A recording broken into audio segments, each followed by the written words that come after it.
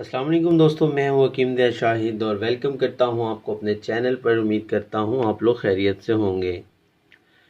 आज एक बहुत ही ज़बरदस्त नुस्खा लेकर आपकी खिदमत में हाज़िर हुआ हूं। आज का नुस्खा जो है ये बवासीर के बारे में है।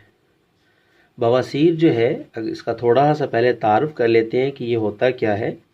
बवासीर एक बासूर लफ्ज़ होता है, उसकी जमा है, बासूर की जमा बवासीर है, जिसके लुग़वी मानी जो होते हैं ना कि मस्से के हैं।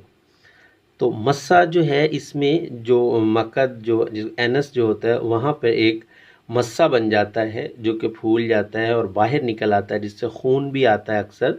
और अक्सर जो है खून नहीं आता, लेकिन पाखाना करते हुए बड़ी तकलीफ़ महसूस होती है।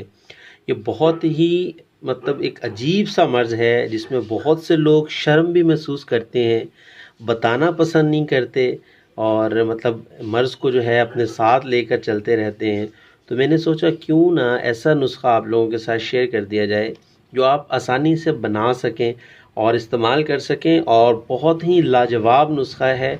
मैं 1% नहीं 100% कहूँगा कि आपको इसका रिज़ल्ट मिलेगा। अब बवासीर जो है 2 किस्म की हो जाती है, एक खूनी होती है, एक बादी होती है। और इंशाल्लाह ये नुस्खा दोनों मतलब बवासीर बादी और खूनी दोनों पे ये काम करेगा। अब बवासीर मतलब जो है होती क्यों है, अगर इस बात का हम लगाएं तो ये तो काफ़ी सारी वजूहात होती हैं, लेकिन जो मेन वजह हो जाती है वो मैं आपको बता देता हूँ। नंबर 1 में मोटापा आ जाता है, और इसके अलावा जो है मतलब मैदे में ज़ख़म वगैरह का हो जाना, अमराज़ जिगर में बवासीर हो जाती है, और दायमी कब्ज़ में मतलब इसमें बहुत ज़्यादा चांसेस होते हैं होने के बवासीर दायमी कब्ज़ में। और ज़्यादा मुरगन चीज़ें खाने से और तुर्श मतलब जो जैसा हम बाज़ारी आजकल बहुत ज़्यादा लोग इस्तेमाल करते हैं, फ़ास्ट फ़ूड का बहुत ज़्यादा इस्तेमाल करते हैं, तो इस वजह से जो है ये बवासीर हो जाती है। और अक्सर जो है मतलब हैज़ जब औरतों में जो है हैज़ की बंदिश या हामला जो ख़ातून होती है उसको जो है बवासीर हो जाती है। अब अलामात तो मतलब इसमें कोई इतनी मतलब वजाहत करने की ज़रूरत नहीं है, और बस जैसा मैंने आपको बता दिया कि मोटापे में हो जाती है और अमराज़ जिगर अमराज़ मैदा में ये हो जाती है।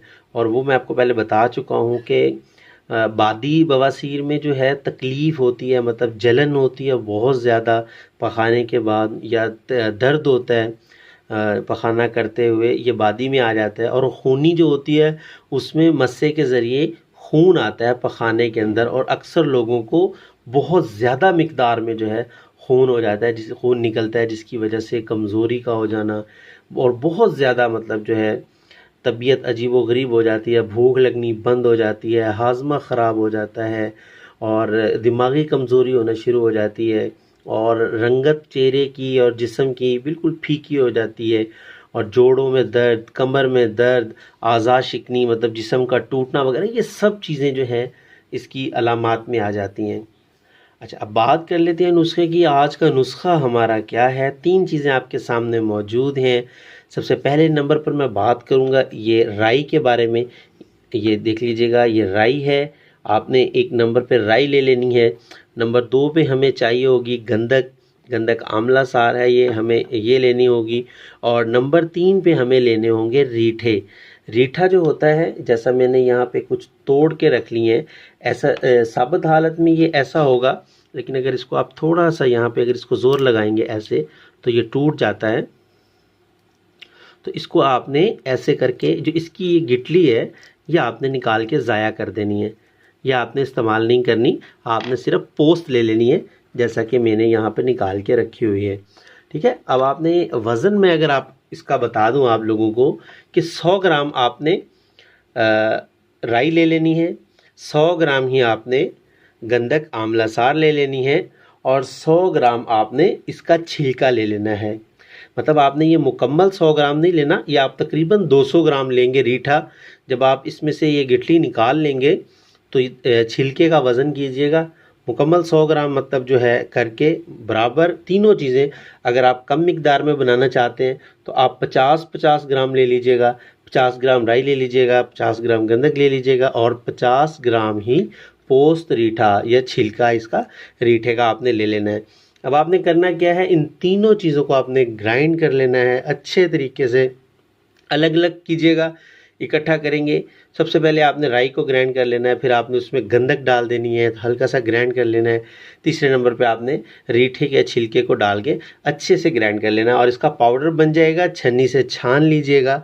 उसके बाद आपने क्या करना है, उसके बाद आपने 1 ग्राम वाला कैप्सूल ले लेना है आपने बाज़ार से। 00 भी कहते हैं उसको, नंबर होता है कैप्सूल का। या 1 ग्राम वाला या 1000 mg वाला, मतलब 1000 मिलीग्राम वाला आप लोगों ने कैप्सूल ले लेना है।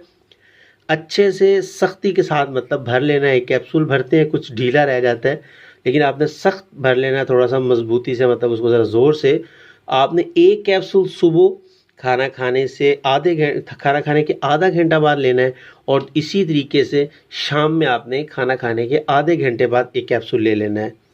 या आपने जैसे ही आप इसका इस्तेमाल शुरू करेंगे, इंशाल्लाह 1 से 2 दिन के अंदर अंदर आपको इसके रिज़ल्ट्स मिलना शुरू हो जाएंगे।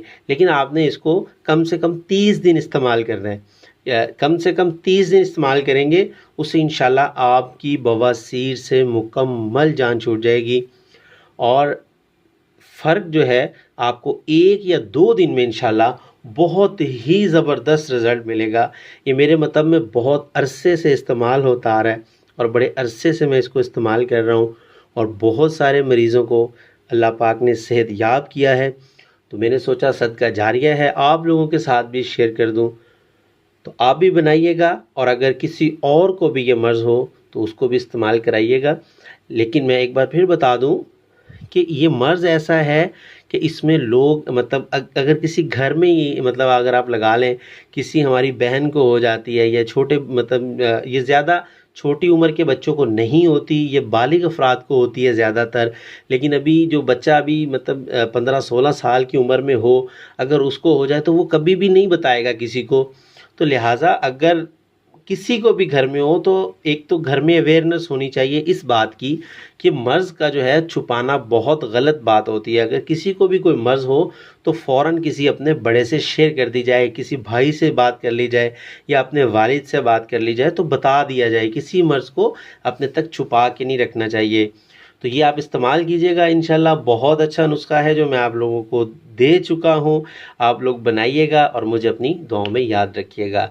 उम्मीद करता हूँ आज के ये नुस्खा आपको ज़रूर पसंद आया होगा। तो वीडियो को लाइक करना ना भूलिएगा, शेयर कर दीजिएगा, चैनल को सब्सक्राइब कर लीजिए, नोटिफिकेशन की बेल को लाजमी ऑन कर लीजिए, क्योंकि उससे आपको मेरी हर नई आने वाली वीडियो मिलती रहेगी, उसका नोटिफिकेशन आपको मिलता रहेगा। तो हकीम ज़िया शाहिद को इजाज़त दीजिए।